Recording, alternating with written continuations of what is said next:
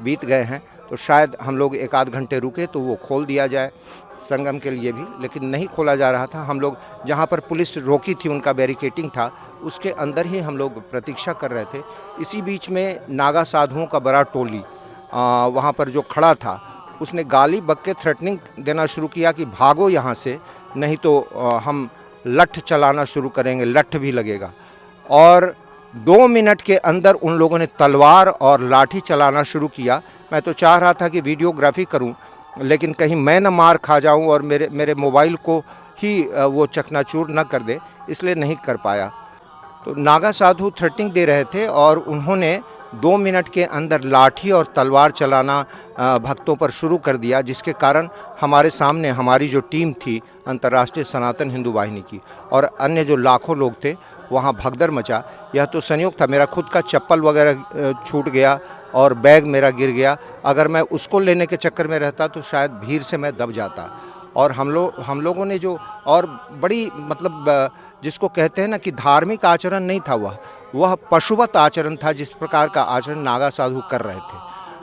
हम लोगों ने जो मुआयना किया है, आपको बताना चाहते हैं कि कल शाम से ही भक्त आ रहे थे और चूँकि 7:12 से मौनी अमावस्या शुरू हो गया था, जो आज शाम को 6:30 बजे तक चलेगा लगभग। तो कल ही से वो स्नान करके और लौट रहे थे लोग, और करोड़ों की संख्या में जो संगम तट है, वहाँ बालू पर पॉलीथीन बिछाकर, उसके ऊपर चादर बिछाकर, उसके ऊपर कंबल ओढ़कर और फिर कंबल के ऊपर पॉलीथीन बिछाकर कि ओस न गिरे तो उसका असर न पड़े, तो इस तरह करोड़ों लोग सोए हुए थे। जैसे ही 12 बजा, माना जाता है कि 12 बजे तक 12 बजे के आसपास जो है नदियाँ सो जाती हैं, तो जैसे ही माता का जागरण का समय हुआ, गंगा मैया का, त्रिवेणी मैया का, वैसे ही सब उठ के और स्नान के लिए तत्पर होने लगे और बाहर से भी भीड़ करोड़ों की संख्या में आने लगी। और पुलिस उसको कंट्रोल करने की जो नीति बनाई थी, वह बहुत ही अच्छा प्रबंधन था और उसके तहत वो कर रही थी। लेकिन इसी बीच में नागा साधुओं का एक बड़ा सा काफिला, हमारे ही टीम के जो अन्य लोग जो रेत पर सोए हुए थे,